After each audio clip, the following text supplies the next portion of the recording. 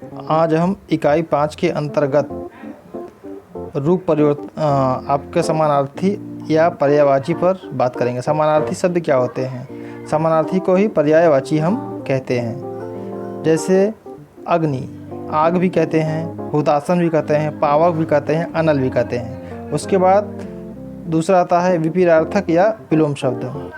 यहाँ पर मुख्य बात ये है, आप जानते हैं कि विलोम शब्द क्या होता है, पिछली कक्षाओं में आप पढ़ भी चुके हैं। यहाँ पर जो आप गलत करते हैं, क्या करते हैं गलत, आप यहाँ एक चीज़ ध्यान दीजिए कि जो विलोम शब्द होते हैं वो संज्ञा के लिए अलग, तत्सम के लिए अलग होते हैं और तद्भव के लिए अलग होता है। तत्सम का विलोम तत्सम होगा और तद्भव का विलोम तद्भव होता है। देशज का विलोम देशज होता है। जैसे अग्नि शब्द क्या है? आपका तत्सम है। अग्नि का क्या होगा? आपका अग्नि का विलोम। अग्नि का विलोम भी हमें तत्सम में ही देना होगा, ना कि तद्भव देगा। अग्नि का क्या होगा? जल हो जाएगा। लेकिन जैसे आग आएगा, आग शब्द आपका तद्भव है तो उसका विलोम हो जाएगा पानी। उसके बाद आता है अनेकार्थी। अनेकार्थी शब्द क्या है? जब हम अच्छे वक्ता बनते हैं, हमारे पास शब्दों की कमी नहीं होती है, तो हमें इसके लिए अनेकार्थी शब्दों का भी ज्ञान होना ज़रूरी है। अनेकार्थी शब्द अगर ज्ञान नहीं होगा तो हम बता नहीं पाएंगे, क्योंकि भिन्न भिन्न जो कवि लेखक होते हैं वो उनको ज्ञान होता है। अब जैसे अक्षर, अक्षर एक शब्द हो गया, इसके अनेक अर्थ हैं। वर्ण होता है, मोक्ष होता है, ब्रह्म होता है और सत्य होता है। उसके बाद होता है अशोक। अशोक, सम्राट अशोक भी कह सकते हैं इसको, दस ब्रह्मा भी कह। आपके यहाँ पर देखिए शोक रहित हो और एक वृक्ष का नाम ही अशोक है, तो ये अनेकार्थी हो गया। और वाक्यांश के लिए एक शब्द, वाक्यांश के लिए एक शब्द आपके डीएलएड पाठ्यक्रम में भी आता है, बीटीसी में भी आता है और अन्य प्रतियोगी परीक्षाओं में भी आता है। इससे आप ये पता चलता है कि आपने कितना अध्ययन किया, आपके अंदर भाषा का कितना ज्ञान है। अब इसमें दो चार देख लीजिए। जो पृथ्वी को धारण करता है उसे क्या कहते हैं? भूधर। जो थोड़ा जानता है उसे क्या कहते हैं? अल्पज्ञ। जो गोद लिया हुआ हो उसे क्या कहते हैं? दत्तक। इस प्रकार से आपके परीक्षाओं में वाक्यांश के लिए एक शब्द के लिए पूछे जाते हैं। और आप यहाँ महत्वपूर्ण बात यह ध्यान देने योग्य है कि आप अगर वाक्यांश के लिए एक शब्द आपको स्पष्ट आ रहा है तो आप इससे आपका दो काम होगा। एक तो वाक्यांश के लिए एक शब्द ये तैयार हो जाएगा, उसके लिए विलोम शब्द भी आप गलत नहीं कर पाएंगे, आप सही सही उत्तर दे पाएंगे। उसके लिए आप यहाँ पर दे सकते हैं, जैसे पूछ लेगा कृतज्ञ का विलोम क्या होता है, तो कृतज्ञ, पहले कृतज्ञ किसे कहते हैं ये आपको मालूम चाहिए। अब ये आपको मालूम कहाँ से होगा? वाक्यांश के लिए एक शब्द से आपको ये मालूम होगा। तो जो व्यक्ति किया हुआ उपकार को मानता है उसे कृतज्ञ कहते हैं। और कृतज्ञ किसे कहते हैं? जो व्यक्ति किए हुए उपकार को न मानता हो। अगर पूछ लिया आपको कृतज्ञ का विलोम क्या होगा, तो इसका विलोम होगा कृतघ्न। और कृतघ्न आपको मालूम होना चाहिए, तभी आप विलोम शब्द को बता पाएंगे और परीक्षाओं में अधिक से अधिक अंक हासिल कर पाएंगे। अब यहाँ पर एक चीज़ और ध्यान देने योग्य है कि अनेकार्थी शब्द भी हम कभी कभी भूल जाते हैं। अनेकार्थी शब्द आपके डीएलएड पाठ्यक्रम के लिए अनेकार्थी शब्द सीमित दिए गए हैं, आप उसी में से उसको तय करिए, वहीं पर भी मिल जाएगा आपको। उसके बाद यहाँ देखिए अर्क। अनेकार्थी शब्द में एक और उदाहरण देखिए। अर्क का मतलब क्या होता है? अर्क का मतलब होता है तांबा होता है, विष्णु होता है, आँख का वृक्ष होता है और सूर्य भी होता है। अब यहाँ पर एक ध्यान देने योग्य बातें हैं कि अर्क का मतलब होता है तांबा, विष्णु, आग का वृक्ष और सूर्य। उसके बाद हम चलते हैं रूप परिवर्तन के आधार पर शब्द के भेद। पहले विकारी और अविकारी क्या होता है इसको समझ लीजिए। विकारी वो शब्द होते हैं जिसमें एक वचन, द्विवचन, बहुवचन, संज्ञा, स्त्रीलिंग, पुल्लिंग का प्रभाव पड़ता है, उसे विकारी कहते हैं। और अविकारी वहाँ कहते हैं जिन पर संज्ञा, वचन, पुरुष का प्रभाव न पड़े। उसके बाद आते हैं हम अब संज्ञा किसी कहते हैं। विकारी के अंदर संज्ञा, किसी व्यक्ति, वस्तु, स्थान अथवा भाव के नाम को हम संज्ञा कहते हैं। संज्ञा में मुख्य बातें क्या है? संज्ञा आपका क्या होता है? संज्ञा आप यहाँ देख लीजिए। संज्ञा के बाद आता है आपका सर्वनाम। सर्वनाम क्या है? संज्ञा के स्थान पर जो प्रयोग किया जाता है वो क्या कहते हैं? सर्वनाम। सर्वनाम आपका 6 प्रकार होते हैं। उसके बाद क्रिया। क्रिया किसी कार्य को करने या होना पाए, उसे कहते हैं क्रिया। उसके बाद होता है विशेषण। विशेषण क्या होता है? जो संज्ञा या सर्वनाम की विशेषता बताए उसे क्या कहते हैं? विशेषण। जैसे वह काला घोड़ा है, वह काला घोड़ा है, तो यहाँ काला क्या है? उस घोड़े की विशेषता बता रहा है। मैंने बताया ना, विशेषण की संज्ञा की विशेषता बताता है।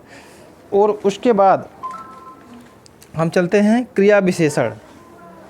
क्रिया विशेषण वह अभिकारी शब्द है, क्रिया विशेषण वह अभिकारी शब्द है जिससे संज्ञा या सर्वनाम की विशेषता पता चलता है। लेकिन इसमें क्या होता है? इसमें एक वाक्य के उदाहरण के द्वारा अब देखिए, जैसे कोरोना वायरस का प्रभाव धीरे धीरे बढ़ता चल रहा है, तो जो यहाँ धीरे धीरे शब्द है ये क्या है? उस क्रिया की विशेषता बता रहा है, उस क्रिया की विशेषता बता है। चलने की क्रिया तो हो ही रहा है, लेकिन यहाँ पर जो धीरे धीरे शब्द है ये क्रिया की विशेषता बता रहा है। उसके बाद आता है संबंध बोधक। संबंध बोधक, हम जब कहीं भी किसी वाक्य को बोलते हैं तो उसमें संबंध हम दिखाते हैं, संबंध हम दिखाते हैं। व्यवहारिक जीवन में भी हम प्रयोग करते हैं। पिताजी पूछे कि सब्जी के लिए जाना है, तो आप 1 घंटे बाद पूछें क्यों नहीं गए, तो आप बताते हैं सब्जी मैं इसलिए लेने नहीं गया ताकि हमारे पास मोटरसाइकिल नहीं थी। मैं सब्जी इसलिए लेने गया, मेरे पास मोटरसाइकिल नहीं थी। आपने संबंध दिखाया ना उस वाक्य का, कि वहाँ पर भी संबंध बन रहा है। और एक आपके पाठ्यपुस्तक का देखिए उदाहरण, बार बार दिया जाता है कि रोगी अस्पताल में भर्ती था, वो मर चुका था जब तक कि डॉक्टर पहुंचा।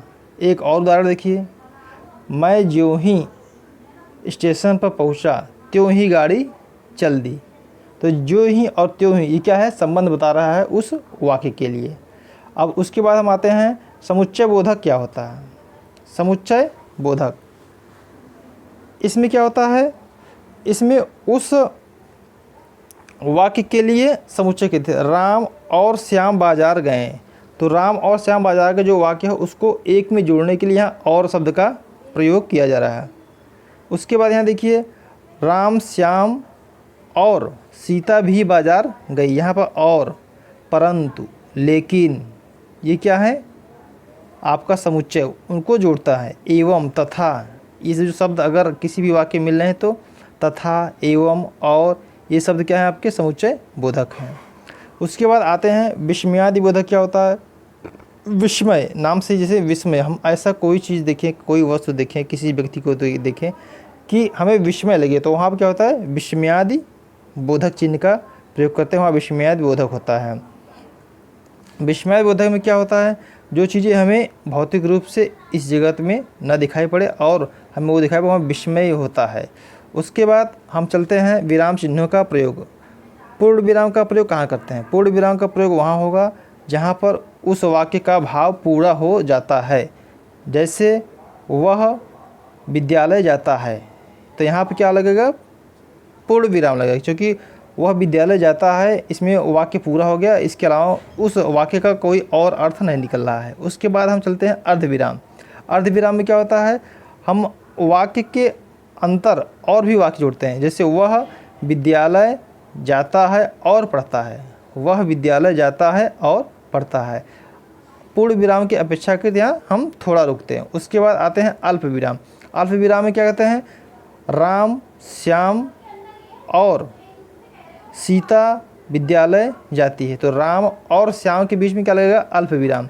अल्प विराम अर्धविराम के अपेक्षाकृत कम रुकते हैं। उसके बाद आता है आपका प्रश्नवाचक चिन्ह। प्रश्नवाचक चिन्ह आप स्पष्ट है, जिस भी वाक्य में कौन, कहाँ, किससे, कैसे, ये सब इत्यादि शब्द अगर मिल रहे हैं तो वहाँ पर आप प्रश्नवाचक चिन्ह लगेंगे। जैसे वह कहाँ जा रहा था, वह कब से पढ़ रहा था, वह कितने बजे विद्यालय आया, इत्यादि वाक्यों में आपका प्रश्नवाचक चिन्ह ही लगेगा। निर्देशक चिन्ह क्या होता है? निर्देशक चिन्ह वहाँ लगाते हैं जहाँ हम विशेष प्रकार से उस वाक्य की डेफिनेशन के लिए या उस वाक्य के बारे में या उस बिंदु के बारे में या उस व्यक्ति के बारे में हम आपसे जानना चाहते हैं, आपसे लिखवाना चाहते हैं, तो वहाँ पर निर्देशक चिन्ह का प्रयोग करते हैं। जैसे आ गया कि अल्प विराम, अल्प विराम डैश, उसके बाद दिया गया किसे कहते हैं, या अल्प विराम से आप क्या समझते हैं, डैश देकर, या अल्प विराम डैश का प्रयोग करिए। तो अल्प विराम को आपको डिफिनेशन करना है, उसको वाक्य में प्रयोग करना है। ये क्या बताता है कि आप उस बिंदु के लिए, उस व्यक्ति के लिए आपकी क्या समझ है, आपने क्या समझा, उसको आपको देना है। उसका कोष्ठक चिन्ह स्पष्ट है। कोष्ठक चिन्ह का प्रयोग हम कभी कभी उदाहरण के लिए करते हैं। कोई विशेष बात हम लिखते हैं किसी पेपर में, कहीं कोटेशन करना होता है, तो वहाँ में कोष्ठक चिन्ह का प्रयोग हम करते रहते हैं। उसके बाद कहीं कहीं हम वर्णमाला भी, अल्फ़ाबेट में भी प्रयोग हम करते हैं। उसके बाद अवतरण चिन्ह। अवतरण चिन्ह क्या होता है? अवतरण चिन्ह को उद्धरण चिन्ह भी बोलते हैं। जब कहीं विशेष वाक्य उपनिषद से महापुरुष का वाक्य देते हैं तो वहाँ पर हम अवतरण चिन्ह का प्रयोग करते हैं। अवतरण चिन्ह का प्रयोग महत्वपूर्ण होता है इसलिए भी कि इससे हम अपने प्रश्न में अपनी भाषण को, अपनी बात को अच्छे से रख पाते हैं और उसमें अच्छी बातों को दे सकते। उसके बाद आता है समता सूचक चिन्ह। समता सूचक चिन्ह क्या होता है? समता सूचक हम समानता दिखाने के अर्थ में करते हैं। समता सूचक चिन्ह का प्रयोग हम समता दिखाने के अर्थ में करते हैं।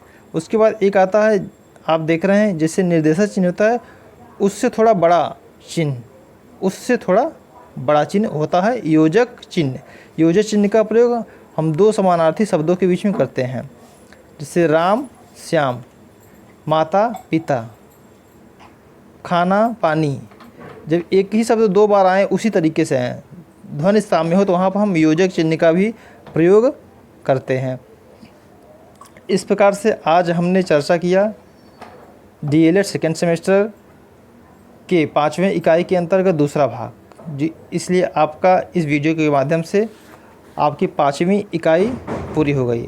और अगर कहीं भी कुछ ना समझ आ रहा है तो आप कमेंट बॉक्स में जाकर कमेंट करिए और आगे आप अध्ययनरत रहें। धन्यवाद।